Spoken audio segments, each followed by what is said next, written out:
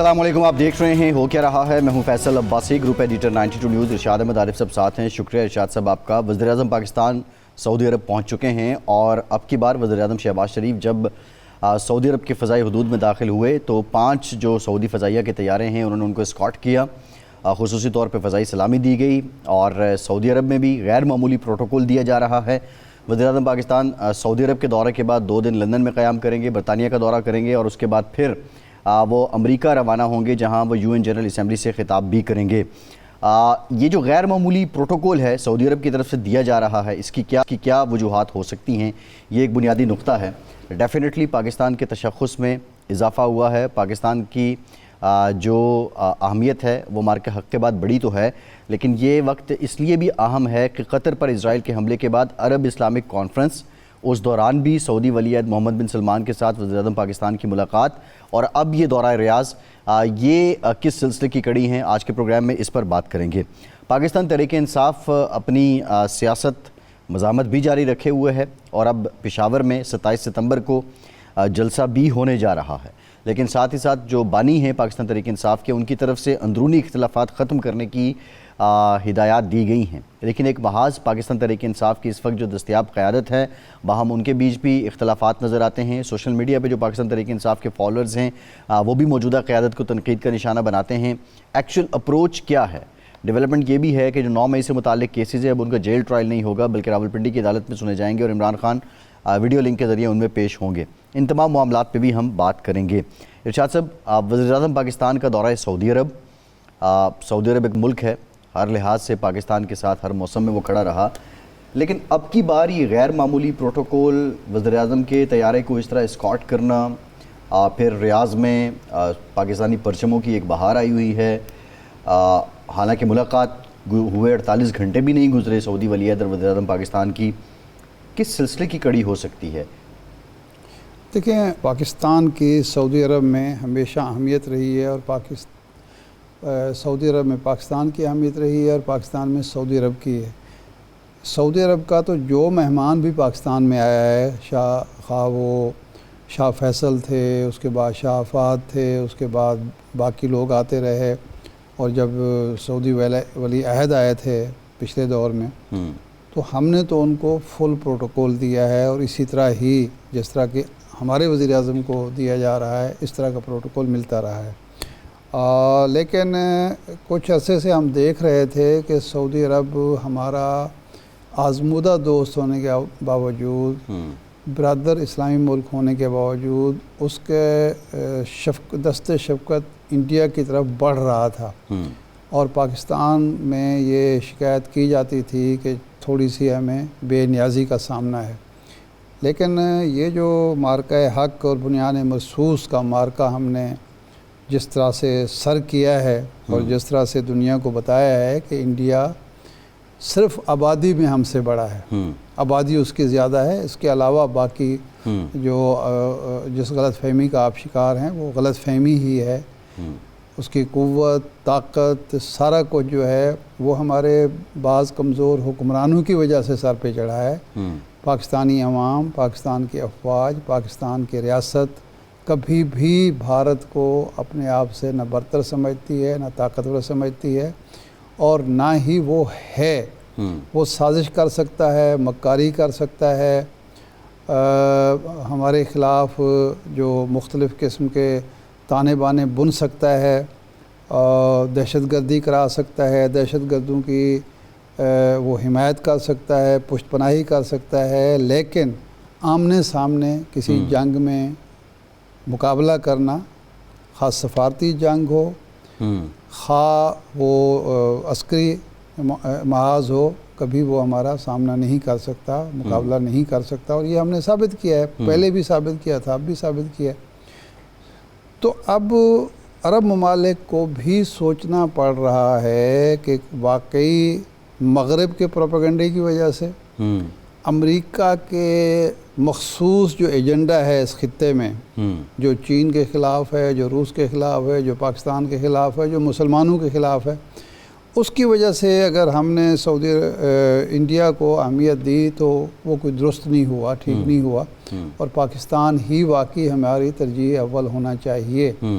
اور یہ جو کانفرنس ہوئی قطر میں اور جس میں پاکستان کا ایک کلیدی رول رہا ہے، تو اس کے بعد میرا خیال ہے وزیر اعظم پاکستان کی جو عزت افزائی ہوئی وہ پاکستان کی عزت افزائی ہے، اور اب یہ ہم پر اس پر خوش ضرور ہونا چاہیے، شادیانے ضرور بجانے چاہیے، لیکن یہ بہت بڑی آزمائش بھی ہوتی ہے۔ آزمائش بھی ہے، یہی میرا سوال تھا ارشاد جب آپ کو صاحب۔ کوئی طاقت ملتی ہے، کوئی عزت افزائی ہوتی ہے، آپ کو غیر معمولی اہمیت ملتی ہے، تو آپ کی ذمہ داریاں بڑھ جاتی ہیں۔ ذمہ داریاں بڑھ جاتی ہیں، ایگزیکٹلی۔ میرا جو سوال تھا ارشاد صاحب، پاکستان بہت سے معاملات میں کلیئر ہوگا۔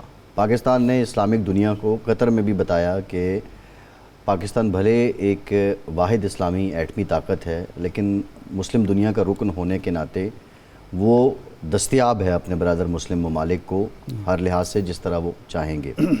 پاکستان نے چین کے ساتھ بھی معاملات کو کلیئر رکھا، امریکہ کے ساتھ بھی کلیئر رکھا۔ یہ جو کلیئرٹی ہے، معروضی حالات ہمارے اکانومی کے، ہمارے چیلنجز تھوڑا بہت سنبھلتے ہیں، اب سیلاب آ گیا، اس کلیئرٹی کو مینٹین کرنا کتنا بڑا چیلنج ہے جبکہ دنیا ایوالو ہو رہی ہے، امریکہ کسی حد تک کمزور ہوتا دکھائی دے رہا ہے، اسرائیل پہ پابندیوں کی اب باتیں ہونے لگ گئی ہیں، اس کلیئرٹی کو مینٹین کیسے کیا جائے گا؟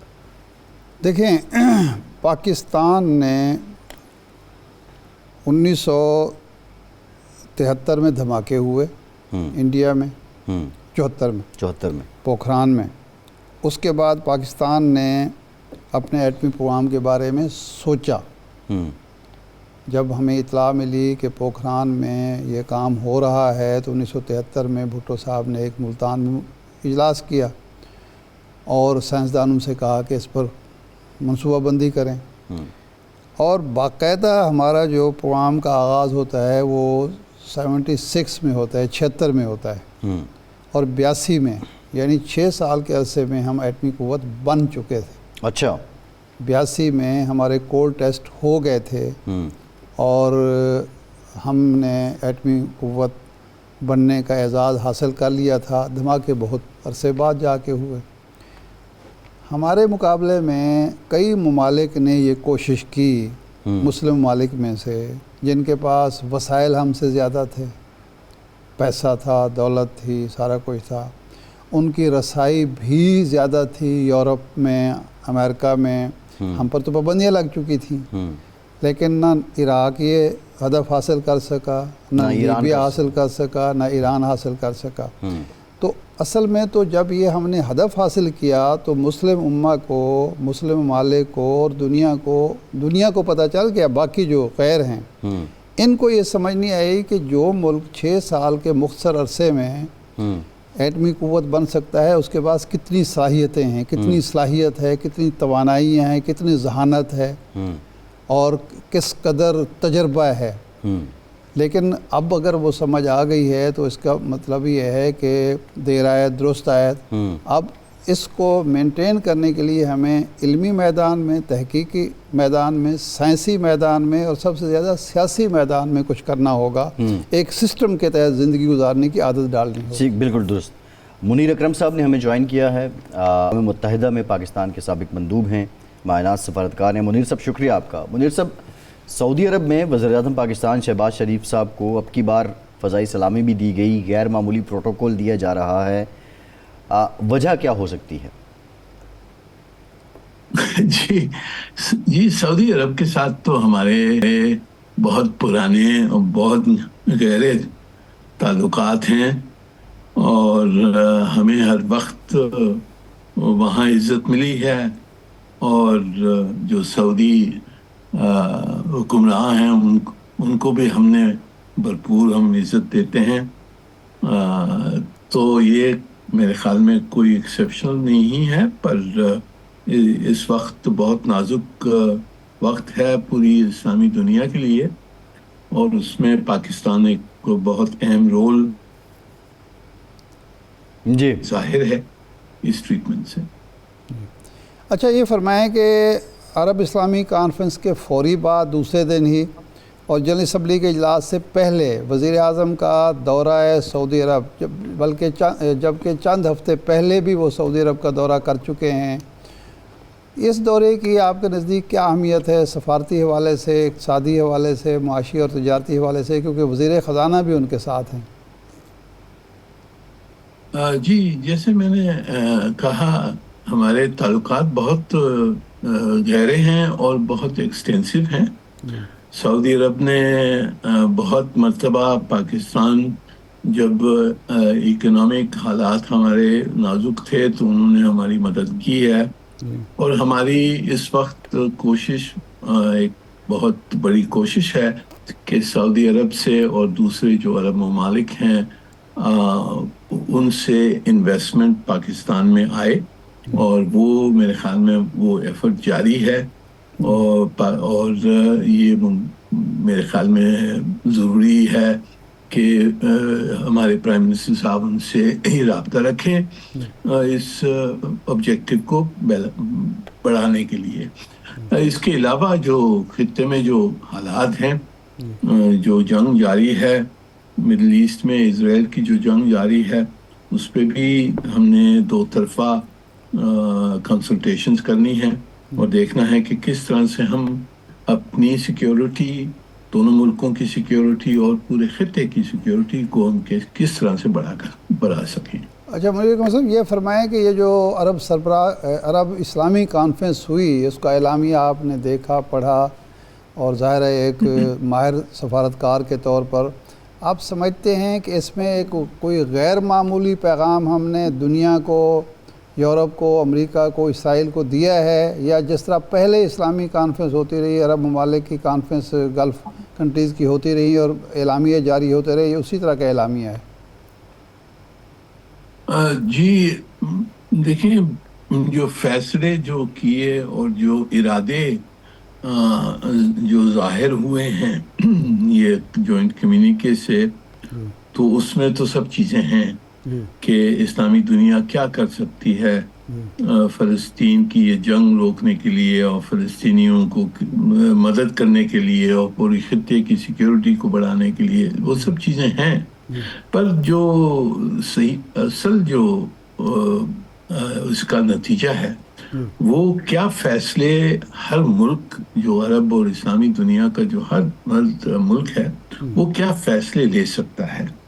اب جیسے کہ پاکستان نے تو یہ فیصلے لے لیے ہیں بہت عرصے سے، ہم تجارت اسرائیل کے ساتھ نہیں کرتے ہیں، ہم اس کو ریکگنائز نہیں کرتے ہیں، ہم اس کو عام سپلائی کوئی نہیں دیتے ہیں، ان کے ساتھ ہماری کوآپریشن نہیں ہے، اور ان کی ہم بالکل سخت قسم کی ہم مذمت کرتے ہیں اقوام متحدہ میں اور دوسرے فورمز میں۔ پاکستان تو اپنا جو ہمارا جو جائز ہمارے اوپر ہے وہ تو ہم کر رہے ہیں، پر یہ ڈیپینڈ کرتا ہے کہ پوری اسلامی دنیا نے اس قسم کی ایکشنز لے کر اور اسرائیل کو ایک پرائس دینی ہونی ہے کہ جو اگریشن کیا ہے انہوں نے۔ دوسرا جو پہلو ہے وہ ہم نے دیکھنا ہے کہ اگر ہم ساتھ مل کر امریکہ کو ہم نے کنونس کرنا ہے کہ وہ دباؤ ڈالیں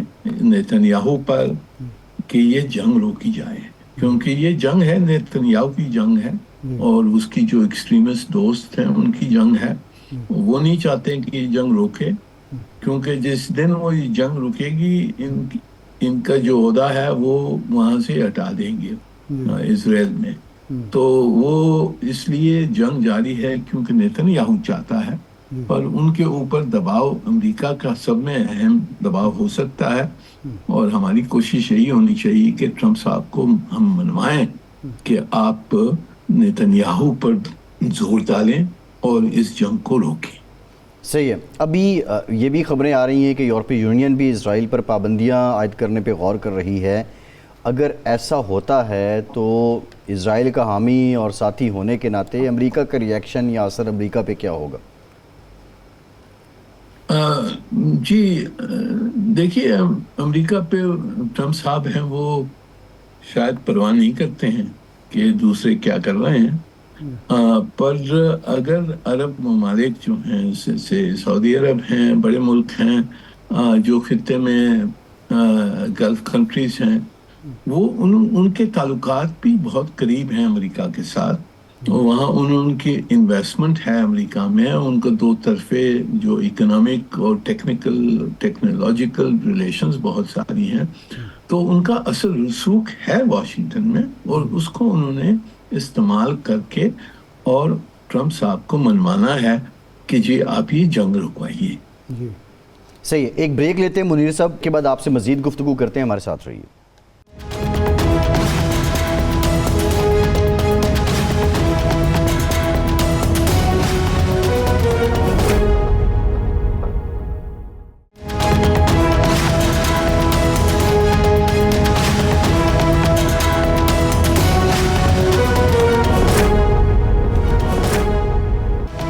بریک کے بعد ایک بار پھر سے آپ کو خوش آمدید کہیں گے۔ منیر صاحب، یو این انکوائری کمیشن نے پہلی مرتبہ غزہ میں قتل عام کو جینوسائیڈ قرار دیا ہے، یہ کتنا بڑا سیٹ بیک ہے اسرائیل کے لیے؟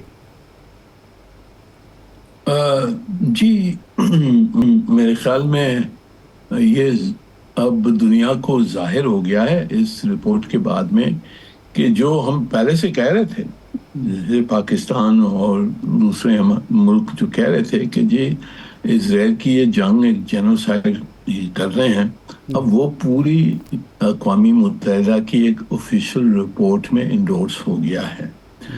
اس کا اثر کتنا ہوگا اسرائیل کے اوپر، دیکھیں جو اگر لانگ ٹرم آپ سوچیں تو اثر ضرور ہوگا، کیونکہ اسرائیل ایک آئسولیٹڈ ایک روگ کنٹری بن جائے گا اس جینوسائیڈ کی وجہ سے، اور اکاؤنٹیبلٹی ہونی ہوگی آگے جا کر۔ پر جو یہ نیتن-یاہو ہیں، جو ابھی ان کے جو پرائم منسٹر ہیں، ان کو تو آئی سی سی نے وار کرمنل کے تحت انہوں نے اریسٹ وارنٹ دیا ہے ان کے خلاف، اور ان کے ایک دو جو کیبنٹ ممبرز ہیں ان کے خلاف، پر وہ تو پرواہ نہیں کرتا، کیونکہ جب تک کہ اس کو پروٹیکشن ہے امریکہ کی، تو وہ نہیں سمجھتا ہے کہ مجھ سے کوئی کر سکتا ہے، یا جو ڈیسیشنز ہیں international court of criminal court کی جو ڈیسیشنز ہیں، یہ اس کے اوپر انفورس ہو سکیں گی جب تک کہ اس کو پروٹیکشن ہے، یہ بڑی طاقت امریکہ کی۔ تو اس لیے وہ سمجھتے ہیں کہ ہمارے پاس ایک امپیونٹی ہے، تو اس وجہ سے وہ میرے خیال میں نیتن-یاہو تو اگنور کرے گا، پر جو آگے جا کر جس دن یہ جنگ بند ہوگی اور پھر ہم نے جو اکاؤنٹیبلٹی کا پروسیس شروع کرنا ہے، وہاں اسرائیل کو اور جو اس کے اس وقت جو سربراہ ہیں ان کی اکاؤنٹیبلٹی ہونی پڑے گی، اور میرے خیال میں دنیا بھولے گی نہیں کہ جو کچھ انہوں نے کیا ہے غزہ میں۔ اچھا یہ فرمائیں کہ اس وقت قطر پر جب حملہ ہوا، وہاں امریکہ کا سب سے بڑا فوجی اڈہ ہے، سیکیورٹی کا ذمہ امریکہ نے لیا ہوا ہے، تعلقات ہیں ثالثی کے لیے، خواہ افغانستان میں ہو یا کہیں اور ہو، قطر کو استعمال کیا جاتا ہے۔ اس حملے نے عربوں کو مایوس تو کیا ہے، تو کیا اب عرب ممالک، گلف کنٹریز، OIC، ایک نیا جو وجود میں آ رہا ہے اتحاد یا بلاک کہہ لیجئے برکس کی صورت میں، یا اس کی شنگھائی تعاون کانفرنس کی صورت میں، کیا اس طرف جا سکتے ہیں عرب، سوچ سکتے ہیں، یا رہیں گے وہ امریکہ کے ساتھ ہی اور اسرائیل کے حوالے سے بس سفارتی کوششیں جاری رکھیں گے؟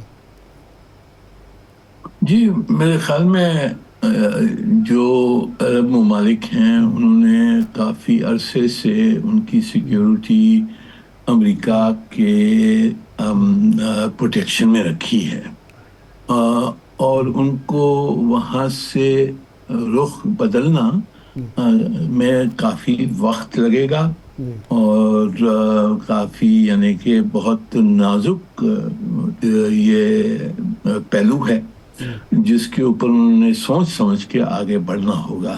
اس وقت میرے خیال میں ان کے لیے رخ بدلانا امریکہ سے چین کی طرف یا روس کی طرف مشکل ہے، ان کی بہت ساری ولنریبلٹیز ہیں، تو اس وجہ سے میرے نظر میں یہ رخ بدلانا مشکل ہوگا اس وقت۔ جی ٹھیک ہے، اچھا یہ بتائیے گا، prime minister UN general assembly سے خطاب بھی کریں گے، اب کی بار ایک کانفیڈنس ہے پاکستان کا، پاکستان کے ایک ڈپلومیٹک مومنٹم بھی ہے، آپ کیا ایکسپیکٹ کر رہے ہیں کہ اس خطاب میں کیا ہونا چاہیے؟ جی اس خطاب میں آبویسلی پاکستان کی جو فارن پالیسی ہے وہ فارن پالیسی ہے کہ جی ہم UN چارٹر کے تحت ہماری فارن پالیسی چلتی ہے، تو UN چارٹر کی جو پرنسپلز ہیں اس کو دہرایا جائے گا، ری افرم کیا جائے گا. جو ہمارا جو پوزیشن ہے کشمیر کے اوپر اور ہندوستان کے ساتھ جو تعلقات کے اوپر جو ہماری پوزیشن اس کو دہرایا جائے گا میرے خیال میں. اور ہماری جو کوششیں ہیں کہ ہندوستان کے ساتھ جو مسئلے ہمارے ہیں اس کو ان کو حل کیا جائے، اور اس کے اوپر شاید توجہ ہوگی. اور یہ نیا جو شوشہ ہندوستان نے شروع کیا ہے یہ ووٹرز ٹریٹی کا، اس پہ بھی میرے خیال میں ذکر کرنا ہوگا اور دنیا کو بتانا ہوگا کہ اس کا نتیجہ کیا ہے. جس طرح سے یہ فلڈز آئی ہیں پاکستان میں اور ہندوستان نے ہمیں پوری خبر نہیں دی جس طرح وہ ٹریٹی کے تحت انہیں دینی چاہیے تھی، اس کا بھی ہمیں بہت نقصان ہوا ہے.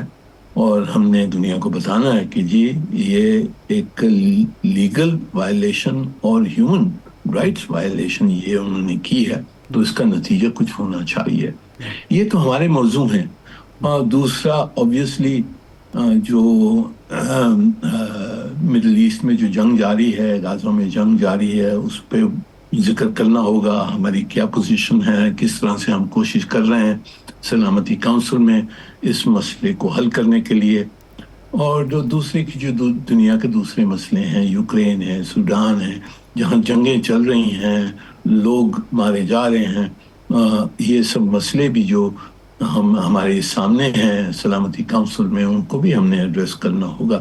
تو پاکستان کے اوپر کافی ایک بڑا ایک ویٹ ہے کہ اس وقت کیونکہ ہم سلامتی کونسل میں بیٹھے ہوئے ہیں، ہماری ڈپلومیسی اور ہماری رسپیکٹ دنیا میں پوری بہت عروج پہ ہے، اور تو ہماری ایک رسپانسبلٹی ہوگی کہ ہم کی جو دنیا کے جو مسئلے ہیں ان سے بھی ان پہ بھی ہم اپنا موضوع اختیار کریں اور یہ جو مسئلے ہیں ان کو حل کرنے کے لیے ہماری کوششیں ہم ظاہر کریں. اچھا منیر اکرم صاحب، اس انڈیا کا ذکر آیا تو انڈیا اور امریکہ کے درمیان جو ٹیرف وار شروع ہوئی، بڑے سخت بیانات ٹرمپ صاحب نے دیے، یورپ سے کہا کہ جی آپ بھی لگائیں ان پر ٹیرف، زیادہ سے زیادہ تیل کی خریداری بند ہونی چاہیے. پھر اچانک ایک ٹویٹ آئی ٹرمپ صاحب کی کہ جی عظیم دوست سے ملاقات کا میں منتظر ہوں اور ٹیرف پر ہماری بات چیت کامیابی سے آگے چل رہی ہے. تو اس موقع پر آپ سمجھتے ہیں کہ بھارت بالآخر اپنی سابقہ پوزیشن امریکہ بحال کرنے میں کامیاب رہے گا، یا اب وہ فاصلے پر ہی رہے گا، امریکہ اس کو فاصلے پر رکھے گا اور وہ SCO کی طرف اور برکس کی طرف جائے گا؟ جی میرے خیال میں ہندوستان اپنے تعلقات امریکہ سے بہتر کرنے کے لیے پوری کوشش کرے گا. اچھا. اور کر رہا ہے وہ کوشش، اور میرے خیال میں آگے جا کر ان کی تعلقات میں واپس صلح ہو جائے گا. اور جو ٹیرف وغیرہ جو لگائے گئے ہیں وہ اپنی جگہ پر ہیں، ان کو نپٹنا پڑے گا ہندوستان نے. ہندوستان نے یہ ماننا ہوگا کہ امریکہ بڑی طاقت ہے. ہندوستان نے ماننا ہوگا کہ جی ٹرمپ صاحب نے ایک رول ادا کیا تھا سیز فائر لے آنے کے لیے. یہ سب چیزیں جب ہندوستان مانے گا اور پھر ٹرمپ صاحب کو وہ پھسلا کر واپس اپنے تعلقات جاری رکھیں گے. ان کا میرے خیال میں جو ذاتی یہ بدلیں گے نہیں. چین کی طرف تو ہرگز میرے خیال میں ان کے تعلقات میں کچھ بہتری آئے شاید، پر ان کی جو رائیولری ہے چین کے ساتھ وہ جاری رہے گی میرے نظر. صحیح. منیر صاحب، اب کیا ٹرمپ صاحب، کیونکہ سیز فائر کے وقت جو کچھ ہوا وہ سب کے سامنے ہے، اگر ٹرمپ اپنی کنڈیشن پہ بھارت کے ساتھ رضامندی ظاہر کرتے ہیں تو کشمیر پر پاکستان اور بھارت کے بیچ کوئی بائی لیٹرل ڈائلاگ بھی ٹرمپ صاحب انیشیٹ کروا سکتے ہیں؟ اگر وہ چاہیں تو ٹرمپ صاحب کے پاس کافی اختیار ہے اور انفلوئنس ہے ہندوستان کے ساتھ، مودی کے ساتھ انفلوئنس ہے کہ وہ آ جا کر ان کو منوا سکتے ہیں کہ جی آپ پاکستان سے آپ ایٹ لیسٹ 2 طرفہ مذاکرات کریں یہ سب مسئلوں پر۔ پر وہ اگر کرنا چاہتے ہیں یا نہ کرنا چاہتے ہیں وہ دیکھنے کی بات ہے، کیونکہ یہ دیکھنا ہوگا کہ کشمیر کتنی پرائیورٹی ہے ان کے لیے۔ جو ان کے دوسرے مسئلے ہیں ہندوستان کے ساتھ، ٹریڈ کے مسئلے ہیں، ایگریکلچر ٹریڈ کے اوپر ہے، جو یہ رشین آئل ہے اس کے اوپر جو مسئلے ہیں، میرے خیال میں ان کے لیے یہ مسئلے پرائیورٹی ہوں گی۔ جو ہمارا مسئلہ ہے، کشمیر کا مسئلہ ہے، وہ انہوں نے اٹھایا تو ضرور ہے، پر اس پہ وہ کس طریقے سے اس کو آگے بڑھا سکتے ہیں اور بڑھانے کے لیے تیار ہیں، وہ اب تک ظاہر نہیں ہے۔ جی ٹھیک، بہت شکریہ منیر اکرم صاحب، آپ ہمارے ساتھ موجود تھے۔ ارشاد صاحب، بہرحال یہ سگنیفیکنٹ ہے، پرائم منسٹر پاکستان کی ملاقات سے متعلق بھی کہا جا رہا ہے کہ امریکی پریزیڈنٹ ٹرمپ کے ساتھ ان کی بھی ملاقات ہونی ہے، لیکن اس سے پہلے جو حالیہ دورہ ہے، آپ کی نظر میں کیا ایجنڈا ہوگا آج پرائم منسٹر پاکستان شہباز شریف اور ولی عہد محمد بن سلمان کی ملاقات کا؟ دیکھیں، پچھلے دور حکومت میں بھی جو ایس پی ڈی ایم کے سے پہلے کی حکومت تھی اور اس کے بعد پی ڈی ایم کے دور میں بھی پاکستان اور سعودی عرب کے درمیان ہمیں مجدہ سنایا گیا تھا بہت بڑے تجارتی معاہدوں کا۔ آئل ریفائنری کی بھی بات ہوئی تھی، 9 ارب ڈالر کی، کوئی ٹوٹل 20 ارب ڈالر کی انویسٹمنٹ ہونی تھی، جو 3-3.5 سال بلکہ 5-6 سال گزر گئے، وہ نہیں ہوا، نہ پچھلا نہ اس دور کا ہوا۔ تو میرے خیال اب وقت آ گیا ہے کہ اس حوالے سے سعودی عرب ری تھنکنگ کرے اور سیریسلی ہمیں آفر کرے، ریکوڈیک کے حوالے سے، گوادر پورٹ کے حوالے سے، ریفائنری کے حوالے سے، اور باقی انویسٹمنٹ وہ آئی ٹی میں بھی اور مختلف شعبوں میں۔ تو ایک تو یہ ایجنڈا ہوگا اور ہونا چاہیے۔ وزیر خزانہ کی موجودگی سے بھی یہی تاثر ملتا ہے کہ اس دورے میں وہ شامل ہیں۔ دوسرا یہ ہے کہ اسرائیل نے ڈائریکٹ عالم عرب کو تھریٹ کیا ہے، اور کوئی مانے یا نہ مانے، قطر پر حملہ کرنے کے بعد اور امریکہ کی طرف سے اس حملے کو نہ روکنا اور صرف پھوکے بیانات دینا، تو لازماً سعودی عرب بھی سوچ رہا ہوگا اور باقی اس کے کویت بھی، یو اے ای بھی، بحرین بھی، سب، کہ بھئی اس کا مطلب ہے کہ ہم امریکہ پر تو اپنی سیکیورٹی کے حوالے سے اعتماد نہیں کر سکتے، اور یہ شرارت جو اسرائیل ہے وہ کسی وقت بھی کر سکتا ہے، کسی کے ساتھ بھی کر سکتا ہے۔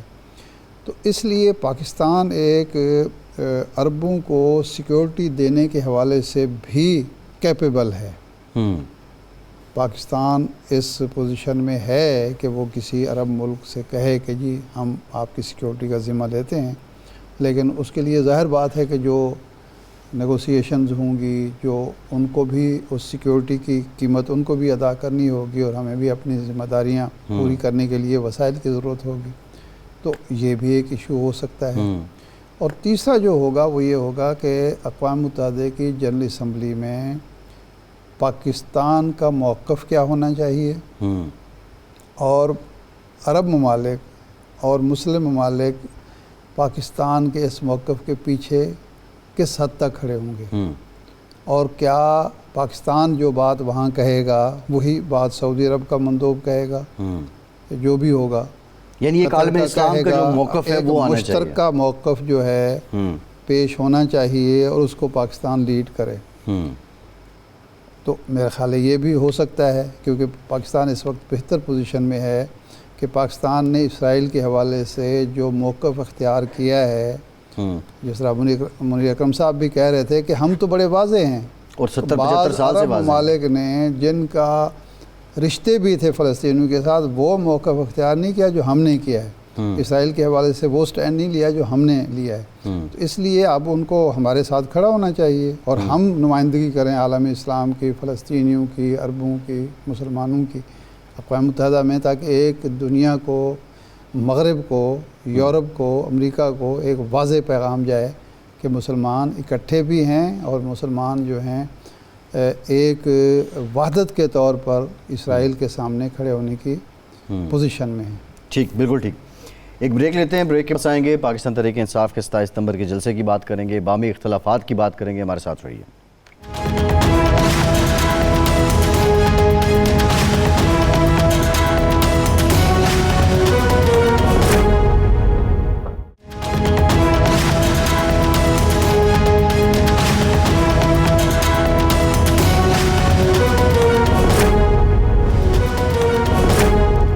بریک کے بعد ایک بار پھر سے آپ کا خیر مقدم کرتے ہیں. ہمیں جوائن کیا ہے پاکستان تحریک انصاف کے وکیل رہنما ابوذر سلمان نیازی صاحب نے. نیازی صاحب شکریہ آپ کے وقت کا. نیازی صاحب 27 ستمبر کو پشاور میں پی ٹی آئی جلسہ کرنے جا رہی ہے ایسے صوبے میں، اس صوبے کے دارالخلافے میں جہاں آپ کی حکومت ہے. ڈیفینیٹلی جلسہ تو آپ بڑا کریں گے، لیکن اس جلسے سے پیغام کیا دینا چاہتے ہیں؟ دیکھیں، جلسہ جو ہے بیسیکلی بنیادی طور پہ جلسہ کسی بھی شخص ہوتا ہے یا کوئی پولیٹیکل گروپ ہوتا ہے، اس کے بنیادی حقوق جو ہیں ان کو جب وہ ایکسرسائز کرتا ہے تو اس کی مینیفیسٹیشن ہوتی ہے. جیسے میرا رائٹ ٹو فری اسپیچ ہو گیا، یا رائٹ ٹو اسمبل ہو گیا، یا فریڈم آف ایسوسیشن ہو گیا، آرٹیکل 15، 16 اور آرٹیکل 19 اس کی مینیفیسٹیشن ہے. یہ ہمارا بنیادی حق ہے. اب کیونکہ ہم پشاور میں کرتے ہیں اور وہاں پہ جلسہ ہو جاتا ہے تو ظاہری بات ہے یہ تھوڑا سا انپریسیڈنٹڈ اس وجہ سے لگتا ہے کیونکہ یہی چیز ہم پنجاب میں نہیں کر سکتے. کیونکہ جہاں تک تحریک انصاف کی بات ہے، ان کے لیے یہ سارے جو حقوق ہیں پنجاب میں یا سسپینڈڈ ہیں یا سلب ہوئے ہیں، کیونکہ ہمیں نہ جلسے کی اجازت ملتی ہے اور نہ اگر ہم کو گیدرنگ کرے تو پھر ہمیں اس کے بدلے میں پرچے ملتے ہیں، یا سیڈیشن کا پرچہ ملتا ہے، یا ہمیں میوٹنی کا پرچہ ملتا ہے، یا کار سرکار میں داخلت کا پرچہ اس کے میں ایز اے گفٹ ملتا ہے. اریسٹ ہوتے ہیں، ریڈز ہوتی ہیں.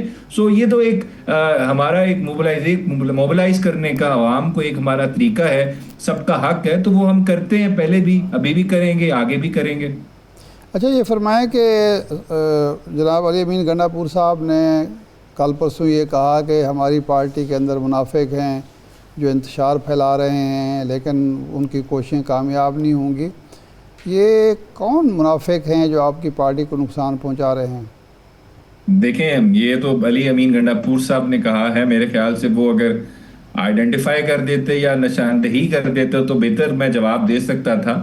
اب یہ پارٹی میں کون منافق ہے کون نہیں ہے میں اس ڈیبیٹ میں نہیں پڑھ سکتا، اور نہ میری نظر میں کوئی منافق ہے. ہاں، ایک چیز ہے کہ پارٹی میں مختلف جو اسکول آف تھاٹ کے لوگ ہیں ہماری پارٹی کے. کچھ لوگ پارٹی میں ڈفرینٹ پوائنٹ آف ویو رکھتے ہیں، کچھ ڈفرینٹ پوائنٹ آف ویو رکھتے ہیں، لیکن یہ تو ہر پولیٹیکل پارٹی میں ہوتا ہے. ہر طرح کے ویوز ہوتے ہیں، لوگوں کے کانفلکٹس بھی ہوتے ہیں. اب ہمارے نظر زیادہ اس وجہ سے آتے ہیں کیونکہ میڈیا کو ڈسکس ہی صرف پاکستان تحریک انصاف کرتا ہے تو لوگ دیکھتے ہیں. ادروائز نون لیگ کے اختلاف سننے میں کسی کو انٹرسٹ نہیں ہے، نہ پیپلز پارٹی کے اختلاف کسی کو سننے میں انٹرسٹ نہیں ہے. اس وجہ سے یہ چیزیں ہیں. خان صاحب جیل میں ہیں تو آپ کو پتہ ہے ڈفرینس آف اوپینین زیادہ ایکیوٹ لگتا ہے، آپ کو زیادہ ایکسٹریم لگتا ہے. ادروائز یہ چیزیں ہوتی رہتی ہیں. میری نظر میں کوئی منافق نہیں ہے، کوئی غدار نہیں ہے، سب خان صاحب کے ساتھ لوئل ہیں. ہاں، اوپینین فرق ہے جس کی وجہ سے کچھ چھوٹی موٹی آپ کو لڑائیاں نظر آ جاتی ہیں یا ڈس ایگریمنٹس پبلک فورم پہ بھی نظر آ جاتے ہیں اکثر. نہیں، اگر آپ کی چھوٹی موٹی لڑائیاں نہ ہوں، آپ کے لیڈر منافق کی بات نہ کرے تو پھر میڈیا ڈسکس کیسے کرے گا؟ میڈیا تو اس بنیاد پر کرتا ہے کہ آپ کے لیڈر ہی کچھ کہہ رہے ہوتے ہیں، ہدایات دے رہے ہوتے ہیں، ہدایات دے رہے ہوتے ہیں، تو اس کے بعد ہی پھر میڈیا کو موقع ملتا ہے بات. ہر کسی کا اوپینین ہے، لیکن میری نظر میں ایسا کچھ بھی نہیں ہے. ایسے میں کسی پہ نہیں الزام لگا سکتا کہ یہ منافق ہے یا یہ غدار ہے. I think this is not the right way. اور اس طرح کی اگر ڈسکشنز بھی ہیں، کوئی پارٹی کا شخص ہے تو وہ انٹرنل میکینزم موجود ہے اپنی، اس میں آپ شکایت بھی داخل کر سکتے ہیں، آپ کسی کے خلاف کمپلینٹ بھی کر سکتے ہیں openly. I don't agree with any one اگر کوئی اوپنلی ڈسکس کرتا ہے. میری نظر میں کوئی غدار نہیں ہے، سب لوئل ہیں خان صاحب کے ساتھ بڑا اچھا کام کرتے ہیں. نہیں, آپ کی پارٹی کا انٹرنل میکینزم نیازی صاحب یہ ہے کہ اب وہ شیر افضل مروت جیسے لوگ ہیں وہ اختلافی بات کرتے ہیں تو پارٹی کا party Marwat is not part of the party, ان کو خان صاحب کی ڈائریکشن پہ ہی نکال دیا گیا ہے. اب وہ جو مرضی کہیں, اب ان کو میڈیا کی ڈارلنگ تو ہیں, لوگ ان سے سوال سننا پسند کرتے ہیں, میڈیا والے پھر ان کو وہ جواب بھی دیتے ہیں, وہ تم سے سوال ہے, لیکن he is not representing Pakistan Tehreek Insaf in any capacity. آپ ان بکس he is not part of P T I. صحیح ہے. اچھا, پی ٹی آئی کا ایک مطالبہ تھا کہ خان صاحب کے مقدمات, خاص طور پر 9 مئی کے مقدمات کا اوپن ٹرائل ہونا چاہیے.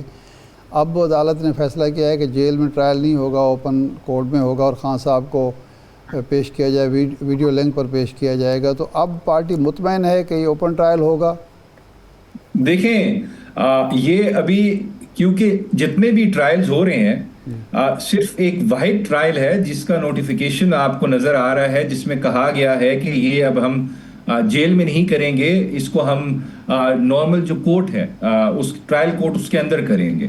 اگر حکومت وقت اتنی ہی ان کو خواہش ہے یا اتنا وہ چاہتے ہیں کہ ٹرائل کے اندر اوپننیس ہو, تو پھر جتنے بھی ان کے ٹرائلز ہیں, اس میں توشہ خانہ 2 ہے, اور جو ٹرائلز ہیں وہ سارے اوپن کریں اور ویڈیو لنک کی ان کو پیش کریں عدالت میں, جس طرح باقی ملزموں کو آپ نے عدالت میں پیش کیا. سو ایک کیس کو چوز کرنا, میں بتاتا ہوں اس کا ریزن کیا. اس کا ریزن یہ ہے کیونکہ یہ واحد ٹرائل ہے جس کے اندر پاکستان تحریک انصاف کی بے شمار لیڈرشپ جو ہے وہ بھی ایکیوز ہے, جس میں میجر لیڈرشپ آپ کی انکلوڈڈ ہے. وہ سب پیش ہوتے ہیں ان کیسز میں, اور خان صاحب سے ان کی ملاقات ہوتی ہے, اور کچھ ظاہری بات ہے ملاقات ہوتی ہے تو آپ کی اس میں کافی چیزیں ڈسکس ہوتی ہیں, پھر ڈسکس ہوتی ہیں تو باتیں باہر بھی آتی ہیں, تو وہ باتیں باہر آتی ہیں تو پھر لوگوں کو پسند نہیں آتی. تو پھر یہی طریقہ ہے کہ جی آپ اس کو اوپن ٹرائل کر دیں, خان صاحب سے کسی کی ملاقات نہ ہو, کوئی ایزی کمیونیکیشن نہ ہو. اس کمیونیکیشن کو روکنے کا ایک نیا طریقہ نکالا ہے کہ ویڈیو لنک سے بٹھا کے دور سے ٹرائل کر دیں 5 منٹ کی حاضری لگوا کے. اور وہ مجھے اس پہ بھی شک ہے, یہ ویڈیو لنک بھی نہیں نظر آئے گی کسی کو عدالت کے اندر, یہ صرف دکھاوا ہوگا. وہ ویڈیو آئے گی, کسی کو نظر بھی نہیں آئے گی, نہ عدالت میں کسی کو نظر آئے گی, اور ختم ہو جائے گی. جس طرح پہلے تماشا لگا اس عدالتی نظام کے اندر, ابھی بھی وہی لگے گا. سے یہ بتائیے کہ جو NCCIA ہے اس نے بھی کوئی تفتیش کی ہے, انہوں نے کیا پوچھا ہے خان صاحب سے, اور بالخصوص جو ایکس ہینڈل ہے یہ بھی ایک معمہ ہے کہ کون وہ استعمال کر رہا ہے. دیکھیں, NCCI جو ایک انہوں نے اتھارٹی بنائی تھی کہ ہم اس ملک میں جو سائبر کرائم ہے اس کو کنٹرول کریں گے, اس کے ساتھ خاص کر جو فراڈ ہوتے ہیں, سائبر فراڈ ہوتا ہے, سائبر بولینگ ہوتی ہے, بہت ساری چیزیں ہیں, آپ اس کا ایمٹ پڑھیں. لیکن NCCI پہلے تو ہمیں یہ نہیں پتا کہ وہ کس انکوائری میں گئے ہیں, کون سی FIR نمبر ہے, کیا انکوائری نمبر ہے, کس آفینس کی وہ انویسٹیگیشن کر رہے ہیں, کس ٹویٹ کو وہ دیکھ رہے ہیں, اور اس ٹویٹ کا خان صاحب سے کیا کنیکشن انہوں نے نکالا ہے. آپ ایسے نہیں ہیں کسی شخص کو جا کے اٹھا دیں, اس کو کہیں جی ہم آپ سے سوال جواب کرنے آئے ہیں. جمہوریت اور رول آف لا میں, قانون میں ایسے آپ نہیں کسی سے سوال جواب کر سکتے. اور وہاں پہ سب سے زیادہ ضروری یہ چیز تھی خان صاحب کے لائر کا موجود ہونا. آپ وہاں پہ ریٹن کوشچنئر دیں, آپ اس طرح زبانی سوال جواب بھی نہیں کر سکتے. آپ ریٹن کوشچنئر دیں, پھر آپ کو اس کا جواب ملے گا. اور میرے خیال سے جو ان کو وہاں پہ جواب ملا, ابھی تک جو میرے پاس انفارمیشن ہے, وہ اس سے کافی سیٹسفائڈ گئے ہوں گے NCCI والے. میرے خیال سے ان کی طبیعت اچھی خاصی عمران خان صاحب نے صاف کی, پلس ان کو وہاں پہ میرے خیال سے جو انفارمیشن ہے یہ بھی بتایا خان صاحب نے کہ آپ کے محکمے میں کیا چیز ریفارمز کرنے کی ضرورت ہے. یا آپ میرے ٹویٹ پہ لوگوں سے سوال نہ اٹھائیں کہ کون لوئل ہے ملک کے ساتھ, کون اسٹیٹ کے ساتھ, ریاست کے ساتھ لوئل ہے نہیں ہے, یہ سوال آپ نہ اٹھائیں.